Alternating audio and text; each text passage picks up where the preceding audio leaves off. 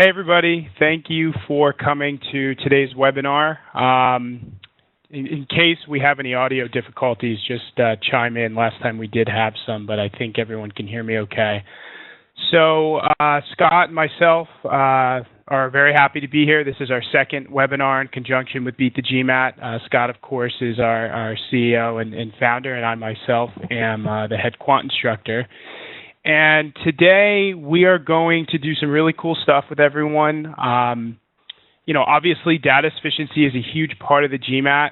So what Scott and I have done is we've kind of hand selected some very strategic questions from our curriculum that are going to teach everyone a lot about data sufficiency. And before I dive into the questions, I just wanted to throw one of my favorite stories into the chat box, which is actually a story that one of our students wrote on Beat the GMAT. So if you guys have a minute later and you need a little bit of motivation and right now you're kind of down in the dumps about the GMAT, give that a read. I think you're going to see some really valuable insight on what it takes to be successful in relation to the GMAT. And for those of you who have taken the test once and still need a boost, we hope that you get a lot from what we're teaching today and, maybe get some motivation from that story. But Scott and I love to teach. We love our curriculum, and hopefully you'll see the benefit of what we're showing everyone today. So what I want to start off with is just talking a little bit about data sufficiency. Now, Scott is going to, I'm sure, talk about this in greater detail, but one of the things that I'm always telling my students about the data sufficiency portion of the GMAT is that they're never going to put data sufficiency questions on the GMAT that more or less someone can walk off the street and take a guess and be correct in that guess. Because the minute that starts happening, meaning the obvious answer choice is the answer choice, the test is starting to not become a very valid indicator of someone's abilities when it comes to the quant materials or the quant principles tested on the GMAT. So today, Scott and I are definitely going to be throwing at you some different data sufficiency questions that test that idea and that principle. And what I'm going to do is throw one up on the screen here to start. I'm going to give everyone 2 minutes. As you get your answer, put it in the chat box so I can see that what everyone is getting for their answer, and then I'm going to go through the solution. So the first one I want to start with is this question here. Like I said, I'll give everyone about 2 minutes, and then we can move forward from there.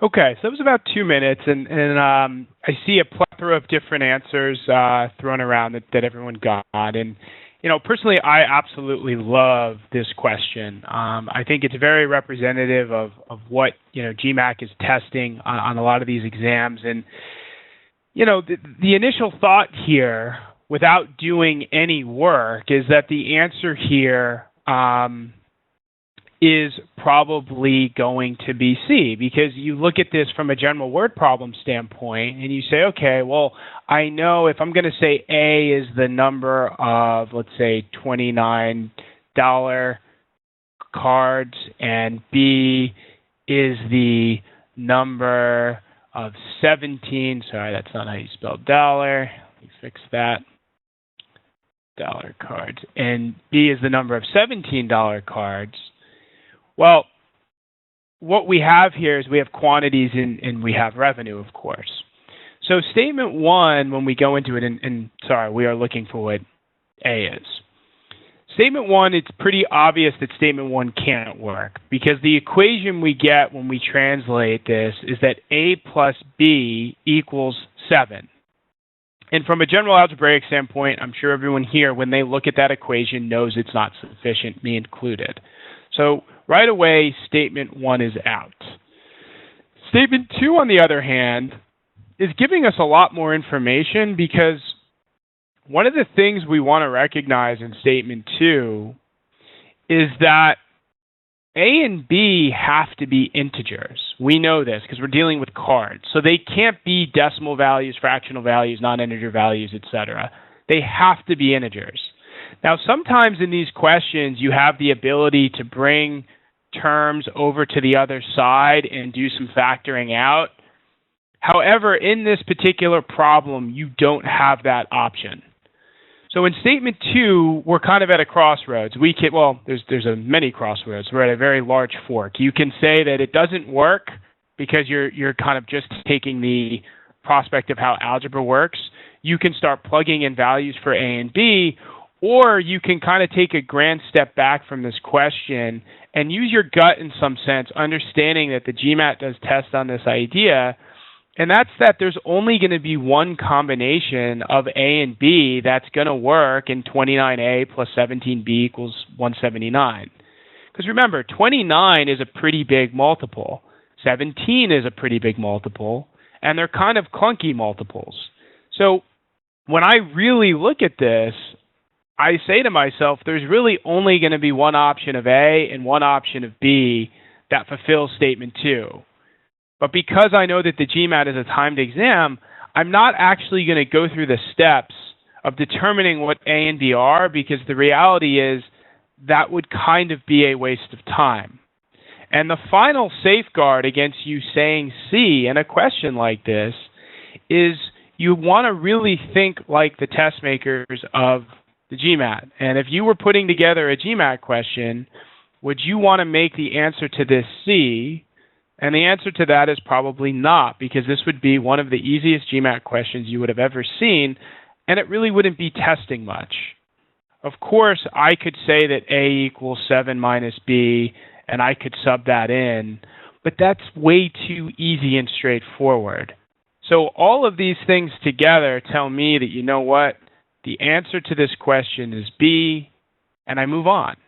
And the nice thing is, if you have this understanding about what's going on this test and what they're testing and looking for these things, you'll probably get B in about a minute to minute and a half, and you'll save time that you can spend elsewhere rather than proving to the nth degree that what B is and what A is. So again, this is one of the traps that you will see on the GMAT, or can see on the GMAT, not to say you will see it. So you want to look out for it. And this is where your gut has to play a large role in being able to come up with the correct answer. So following that question, I want to do something kind of in the same region. It's not an exact question, and this is another question I really like. So I'm going to give everyone about 2 to 3 minutes, and we are going to talk about this question here.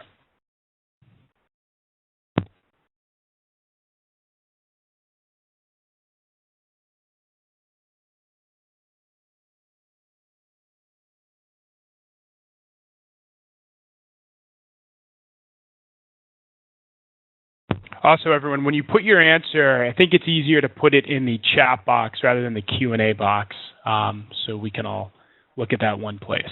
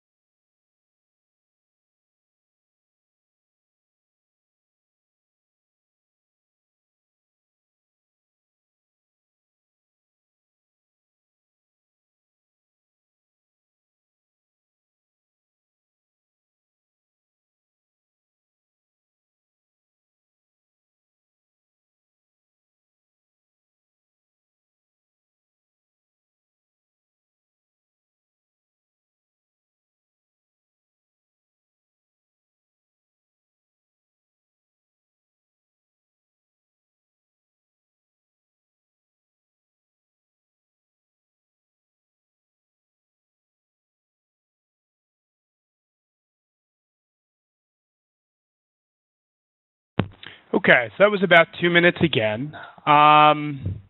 This is another question that I love, and this is another tricky one. And what's great about this question is it's bringing up so many different rules all at once. So one of the things you probably noticed in statement 1 is that it's testing on the difference of squares. And that also relates to statement 2, but there's something interesting that everyone should focus or hone in on in a question like this. And, you know, sometimes the given information is provided in a way where you may just kind of graze over it. But again, the fact that X and Y are integers here is really an important component to this question, because if they weren't integers, it's going to change the entire game of this whole question. And something else that is changing the game of this question is the fact that we're not asking about the value of X plus Y. We're being asked about the absolute value of X plus the absolute value of Y. Now, one of the things I want to show everyone about perfect squares, and the GMAT does test this in different ways, but notice how as I get larger and larger with my perfect squares, notice that they get more and more spread apart. So the difference between 36 and 49 versus the difference between, 25 and 36. And this only gets more pronounced as you go larger and larger. So my question to everyone here is, knowing that X and Y have to be integers, and feel free to chime into the chat box, if you know that X and Y have to be integers here, isn't it safe to say that there's really only one option for X and one option for Y? And forget about the positive, negative versions of these. But isn't there only one option of X and one option of Y that's going to actually work here? And the answer to the question is yes, there is only one option of X and one option of Y that's going to work here. Because, as I said, you're squaring these values, and there's only one set of squares that have a difference of 24 between them. Now, if we had to go to the depths of the earth to prove it, it is 49 and 25. But again, this is another trap that's getting you to say C, because if you start this question and your tunnel vision is telling you they're testing the difference of squares here, well, it's really obvious what you're going to do. You're going to take statement 1, and you're going to say x minus y, x plus y is 24. You're going to take statement 2, and of course you're going to say that doesn't work. Then you're going to take statement 2. You're going to recognize that it subs x minus y is 2. So then you get 2 times x plus y equals 24. And then you finish it from there. However, the trap here is understanding that you don't have to do any of this and that this on its own is going to be sufficient. So this is another example of a trap, but also making sure that you're paying very close attention to detail here, and you're recognizing that when they say x and y are integers, that's generally a very important component of the problem. And when they're asking for what's the value of the absolute value of x plus the absolute value of y, and you don't see any absolute values in the statements, you kind of want to look at that with a fine eye, because you probably want to ask yourself, why are they doing that? And thus, it's going to lead you, hopefully, to the right answer, which is answer choice A. Now, if some of you are frustrated that you didn't get that, or are worried that you didn't get that, trust me, everyone, this is a very hard problem. There's a lot of things that you have to do correctly to get this right, but with practice, you certainly can. So now I want to kind of move into other types of data sufficiency, like inequalities. I find inequalities to be this really amazing data sufficiency topic, and I feel like inequalities on the GMAT, by and large, are really misunderstood. You know, when I talk to students or prospective students even, you know, I always hear them saying that inequality data sufficiencies slow them down so much because they're always worried about plugging and things like that, and plugging all of these different types of numbers. Well, one of the things I want to try to do with everyone is show you that this isn't all about plugging when it comes to inequalities. In fact, I said this morning, I feel like inequalities are kind of the half-brother of equations, because by and large, you can do almost anything with an inequality that you can do with an equation, except dividing or multiplying by an unknown variable, unknown signed variable.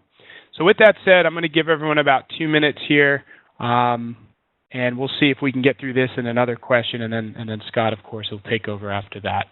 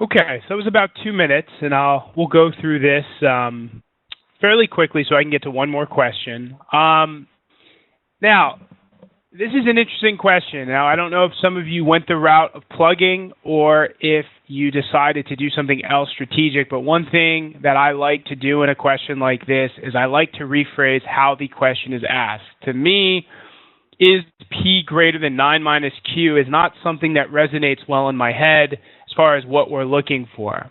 Rather, if I were to bring the Q over and say, is P plus Q greater than 9, to me, that's kind of like a max question. So we're asking ourselves, can P plus Q be greater than 9 for sure, or is it possible that it is greater and is less? This is also another question that without really having to put much thought into it, I know that statement 1 and I know that statement 2 on their own are not sufficient to answer the question because they don't give us enough information about the other variables. So when I look at them together, there's something really cool we can do, and something you're allowed to do when the inequality signs are facing the same way is actually add the inequalities together. So you can say that P plus Q is less than 11, and right away we can tell ourselves that, you know what, there are values that are less than 11 that are greater than 9, and there are values that are less than 11 that are not greater than 9. So the answer here automatically is E.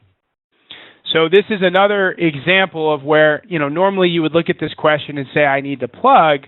I'm giving you a skill that shows, you can add them together, and you can make your decisions from there. Now, with that said, I want to do one last question here, and then I'll turn things over to Scott. There's another pretty cool rule that I'll be showing everyone here as we solve this question out. So give everyone about 2 minutes.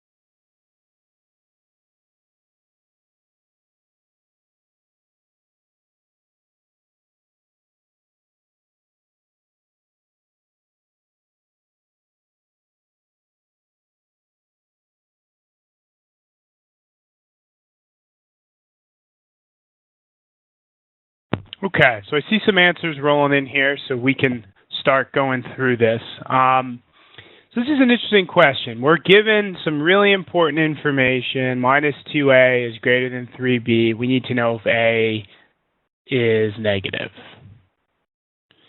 Now, statement 1 is not so bad. It's saying b is greater than 0. So if I'm writing this out, what I'm saying here is I'm saying we have a minus 2 times an a is greater than 3 times some positive value. So what does that tell me? Well, that tells me that the right-hand side of our inequality is positive. So in order for minus 2a to be greater than that, greater than a positive, a itself is going to have to be negative. So that is sufficient. Now, statement 2 is a whole different animal, and this is what I was getting at before. Never in a million years would I tell anyone to try to plug in values for a and b and then plug them into the inequality or excuse me, yeah, and then relate them back to the inequality that was given and then come up with an answer. But rather, I want to do something that we do all the time in algebra, and that's substitution. And there's nothing wrong with substituting from an equation into an inequality. So how I would go about that is I would try to get B isolated so we could get that in terms of A. So we have 5B equals 20 minus 2A, or B equals 20 minus 2A over 5. Now, yes, I agree that this is a little ugly, but I'm willing to do that so that we can get this into the inequality. And then we have minus 2A is greater than 3 times 20 minus 2A over 5. We have minus 2A is, well, what I'm going to do is simultaneously I'm going to bring the 5 over, and then I'm also going to multiply the numerator by 3. So that gives us minus 10A is greater than 60 minus 6A. Bring the 6 over, that gives us negative 4A is greater than 60. Divide by negative 4, and finally we get A is less than minus 15. Is A negative? Yes, it is. The answer is D. So hopefully I've kind of been able to share with everyone some skills that go a really, really long way in advanced data sufficiency questions. As I told you, Scott is going to be talking a lot about those as well. I know he's got a lot to share with everyone, so without further ado, I want to get him on so he can teach some great stuff. So, Scott, you have the ball, and you should be able to control the whiteboard. Hey, Jeff. Thanks a lot. How's the audio? Perfect. Good, good. Hey, good morning, good afternoon, good evening, everybody, depending on where in the world you're logging in from. Thanks so much for coming. So Jeff shared a lot of really great insights with you, and I'm going to kind of piggyback on a lot of the concepts that he brought up. And the first thing is, a lot of people sort of ask, they say the GMAT is such a difficult test, right? Like, what's the secret to cracking it, to getting a great score? And it's not different from anything else in the world, whether you want to run a marathon or you want to play the most difficult version of Ode to Joy on the piano, or whether you want to be a CEO of a Fortune 500 company, whatever it is, it's a function of hard work. And that's the reality. So once you're working smarter than everybody else, you're kind of relegated back to working harder. And I always think of this quote from a really cool book by Sun Tzu, The Art of War. And he says, the art of war teaches us not to rely on the likelihood of the enemy's not coming, but rather on our own readiness to receive him, and not in the chance of his not attacking, but rather in the fact that we have made our position unassailable. So a very simple quote that simply means, listen, get prepared, get ready. Yes, there's competition. Yes, it could be a difficult test. But let's make it easy. Let's make ourselves so ready that regardless of what the test throws at us on test day, we do really well. And that's the key. And those who rise above that and sort of subscribe to that idea do really well. So I want you to remember that. The test is very beatable. Now, what I want to do with you is I want to teach you some stuff I don't know if any of you have ever heard before about data sufficiency, because it may be out there, but I haven't seen it. Doesn't mean it's not. It just means I haven't seen anybody really call a lot of attention to this idea. But the first step in defeating the enemy is understanding what the enemy's game is. And I don't want you thinking that the GMAT is the enemy, because for most of you, it's going to be a good friend of yours that propels you to a great business school and on to the career and the professional and personal life that you desire. So let's think of the GMAT as an ally, but we have to understand its inner workings in order for it to be a true friend to us. So think about this. Our brains evolved over many millions of years to basically process information with two primary mechanisms. Now, I got to tell you, none of this is my own. None of these ideas are mine. These are all ideas from people much smarter than me who have done lots of research in cognitive science, like Keith Stanovich, like Daniel Kahneman, like people who look at the way humans make decisions. So I'm really just regurgitating their ideas, and the part of this that is my own is the way that we're going to apply this to the way we think about the GMAT. So I should just tell you that in advance. So, what these people have found is that we process information in two ways. Now, this is critical. So those of you who pay close attention to this are going to gain something of big importance. So listen carefully. So we can process in two ways. We can basically use what's called a type 1 mechanism. We can use what's called a type 2 mechanism. Okay? Type 1 is very fast. Okay? It makes very broad stereotypes. It makes very big generalizations. It's not very accurate. It's not very accurate. I'm going to write quickly here, so excuse the penmanship. It's not very accurate. It's a good way to get things done really quickly, okay, under certain situations. It doesn't really consider all of the possibilities, okay?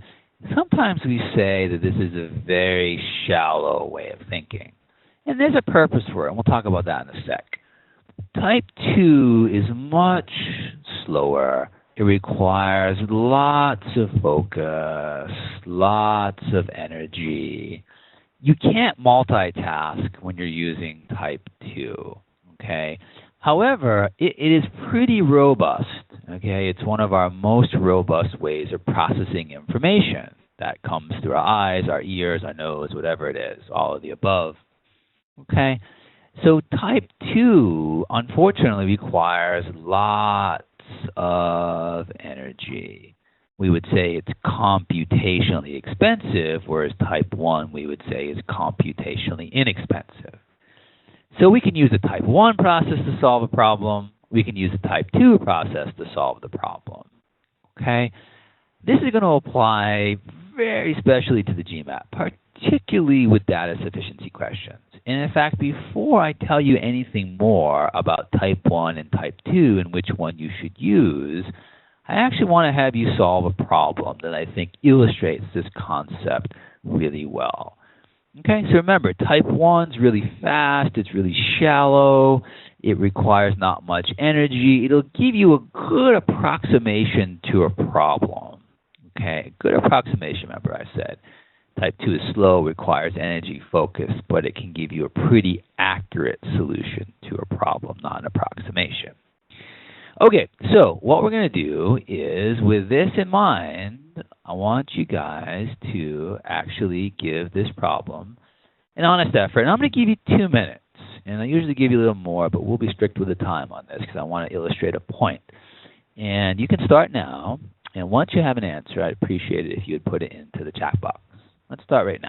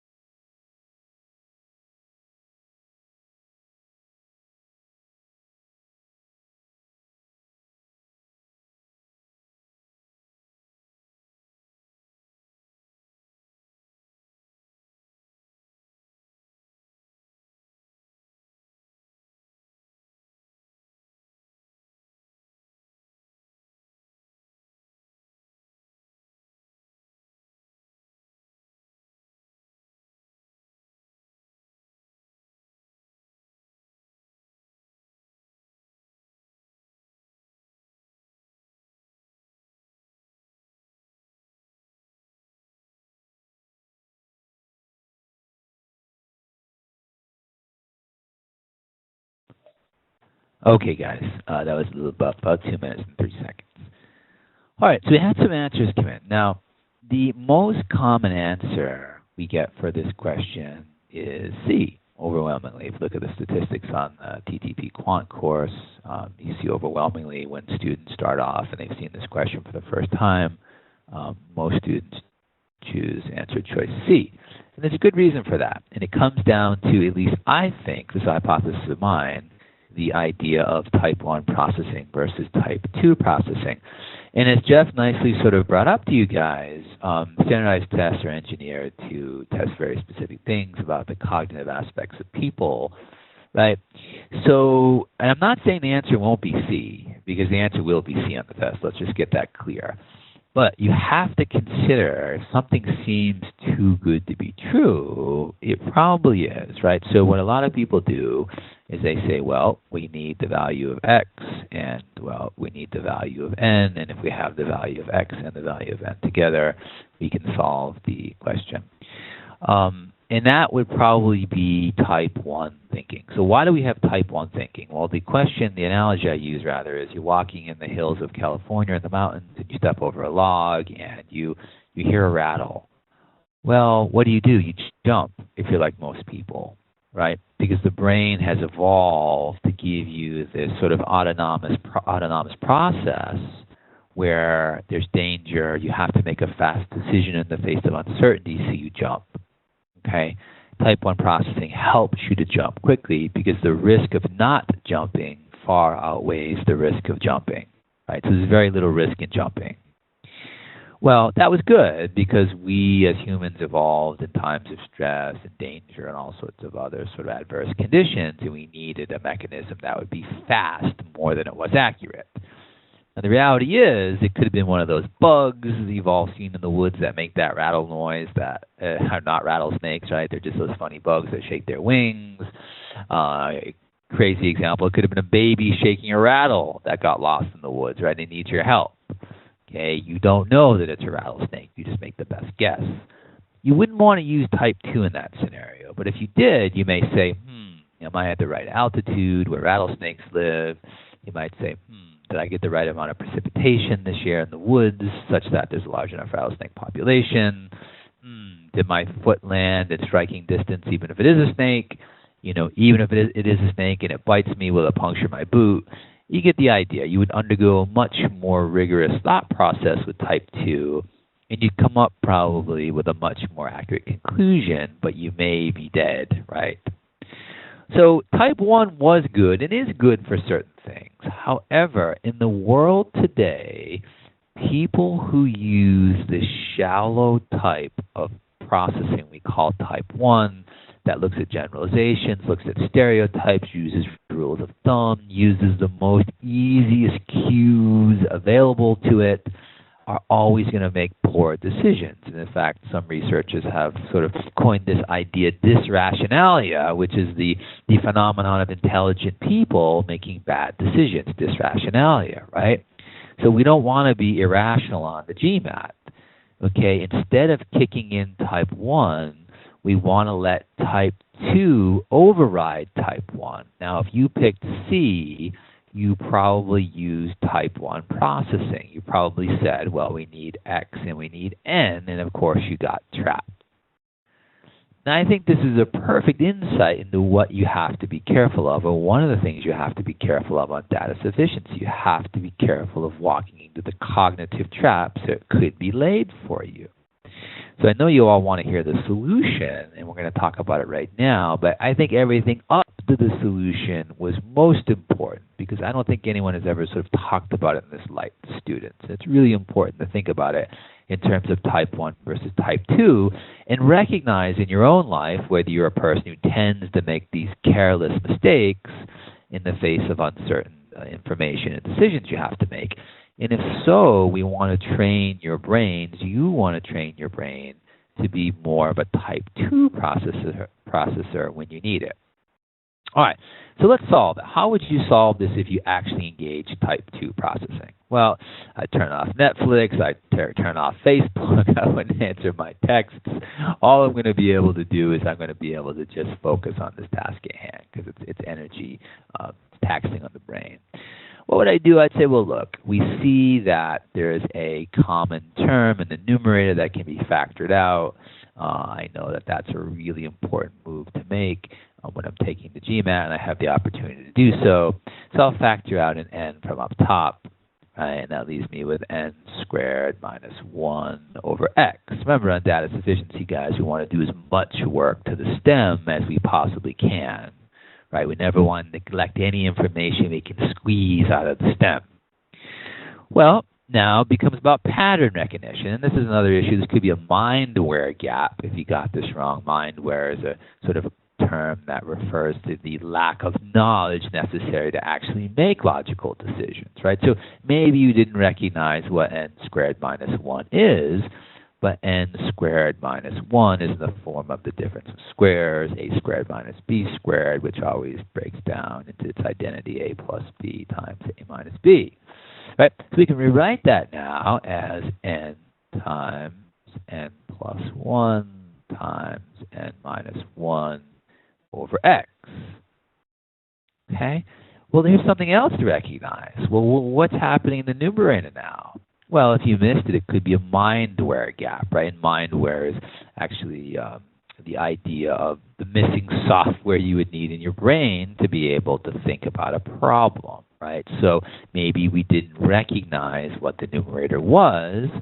Well, if we rearrange the numerator a little bit, we can see that it's in the form of n minus 1 times n plus 1, and this n is an integer value. So what we see here in the numerator is we have the product of 3 consecutive integers. Right? Product of 3 consecutive integers. Okay, so this is all type 2 processing. Like, I'm really, even though I'm just teaching this to you and I wrote this problem, I'm still not able to do anything else. I'm not thinking about anything else. I'm not being distracted. I'm trying my best to just solve this, and it takes energy to not be pulled down into a trap. Okay? So what does that mean? We have the product of 3 consecutive integers. Well, you may know this. If you take our course, you'll certainly know this, that the product of 3 consecutive integers is always going to be a multiple of 6, right? Why is that? Well, I don't know. Pick any 3 you want. 2, 3, 4, 3, 4, 5, 4, 5, 6, right? 97, 98, 99. It doesn't matter. You can't, if n's an integer, you can't cross any 3 of these guys without ensuring you have a multiple of 6. Well, if you knew that, that was gravy. If you didn't know it, you would do what I did here and see that there was a high likelihood that the numerator was a multiple of 6, right? So anyway, we see why that's important as we get to statement 1, because in statement 1 says that n is equal to 6. So putting that in, we'd have n minus 1 times n plus 1 over 6. And we just determined that the top is a multiple of 6. So the answer to this is yes. Using statement 1 alone so far, this fraction, this expression must be an integer. And we'll talk about statement 2 in a second, but this is a good example of how to kick in type 2 processing. And when you use type 2 processing, you sort of insulate yourself as best as possible to the traps that the test maker could be laying for you. And here, of course, the trap was to say that you needed both. Well, you don't need both, right? One alone will work. So as soon as we see that, we're going to say, okay, well, A, D, B, C, E. We'll knock off B, C, and E, right? So the answer is either A or D. Looking at statement 2, n is equal to 2. Well, that's great, but we still don't know anything about x. So clearly statement 2 alone won't work. And the answer to this question is A. Now, I tried to give you this in terms of a summary, right? There's a lot of sort of complicated cognitive stuff I gave you here to think about and apply to this problem, but almost everyone I explained this to gets the idea. They say, yes, I've used that type 1 thinking before and made mistakes, right? So let's try and move away from the type 1 thinking and more towards the type 2 thinking, which is going to serve us really well on GMAT data sufficiency questions. Now, what I'm going to do is I'm going to give, and before I move on, listen. So this is kind of another example of a question that appears to be C, but is actually A. I don't want you to think the answer can't be C. The answer can and will be C. Just trying to point out some interesting traps that I think many students, particularly beginning students, fall into. And that's the trap where it appears like you need both together, but actually the answer is either A or B or D or something like that, right? So that's important to realize. So I'm going to give you the opportunity to sort of redeem yourself here with another one. And I want you, as you do this, to recognize how are you thinking about it. Are you engaging in shallow thinking? Are you engaging in an incomplete analysis? Are you overlooking details? Are you squeezing as much information from the stem as you can? Are you asking yourself this question? Does this seem too good to be true? What else could I be thinking about? Okay, let's do that. I'm going to go through this guy right now. Okay, I'll give you 2 minutes, and you can take it away.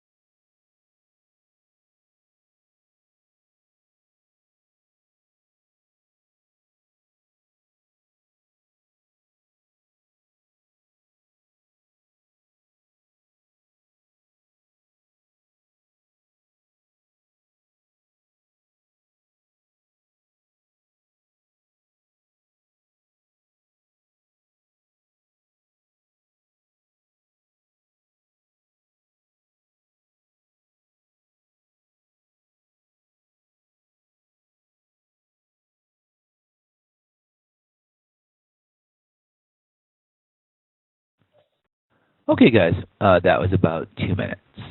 So again, let's take a look at this problem through the lens of being sure we're not doing shallow processing and we're sort of analyzing this as completely as possible. So we know x and d are even positive integers. We want to know is x divisible by both 2 and 3. So in other words, is x divisible by 6, right? So let's start by looking at statement 1. So we're told that n cubed plus 6n squared plus 8n is equal to x. Well, again, using good standard operating procedures, I'm going to pull out this common term. The n will be left with n squared plus 5n plus 8.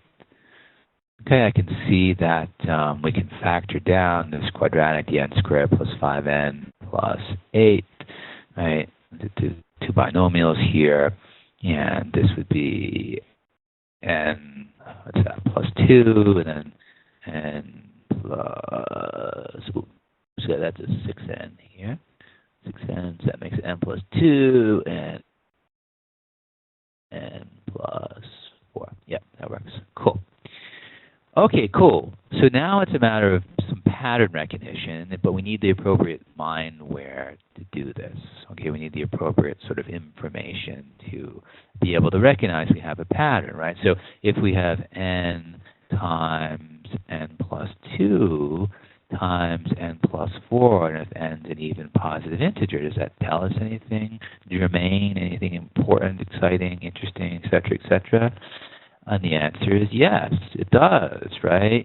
Now, if you take our course, you'll know from number properties that the product of, this is the product of 3 consecutive even integers, right? Product of 3 consecutive even integers is always going to be divisible by 6, the divisibility property, right? If you didn't know that, you could test out some numbers. You could say, okay, what's 2 times 4 times 6, that's divisible by 6. 4 times 6 times 8, divisible by 6, right? 88, 90, 92, it doesn't matter, right? The product will always be divisible by 6. Okay? So if it's divisible by 6, it's divisible by both 2 and 3, right? Because the prime factorization of 6 is nothing more than 2 times 3. So statement 1 alone works. So we'll say A, D, B, C, E, B, C, and E are out, and the answer is either A or D. All right, let's turn our attention to statement 2 alone. That was 1. This is 2. So again, what are we going to do? We're going to use our best practice here, factor out the common term. Say this is n squared minus 4.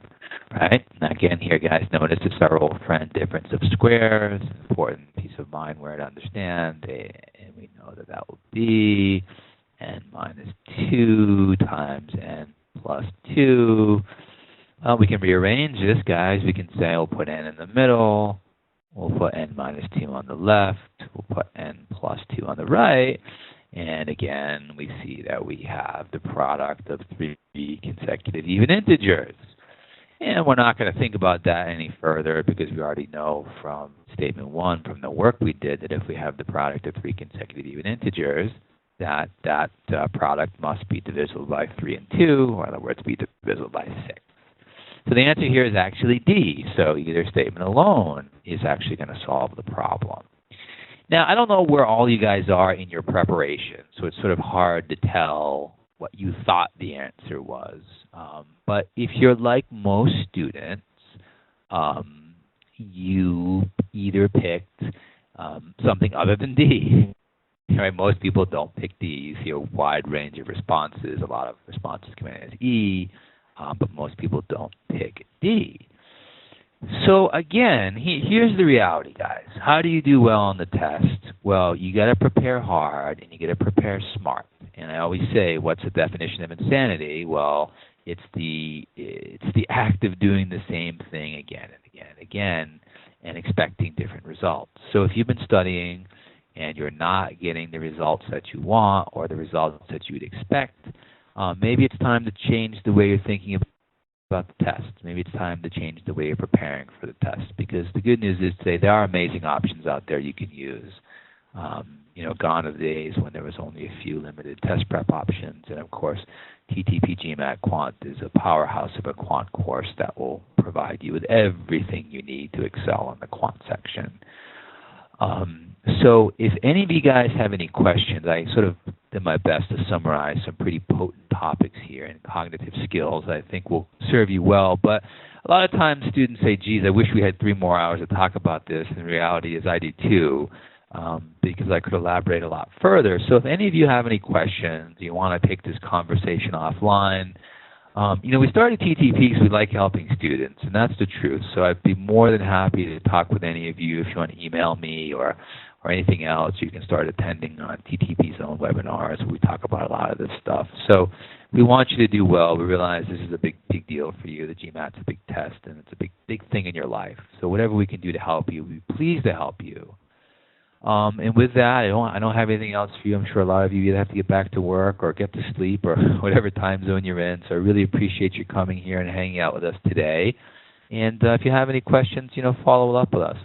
My email is really easy. It's scott@targettestprep.com. Jeff is jeff@targettestprep.com. And we wish you guys all the best of luck, and we'll look forward to talking with you all really soon.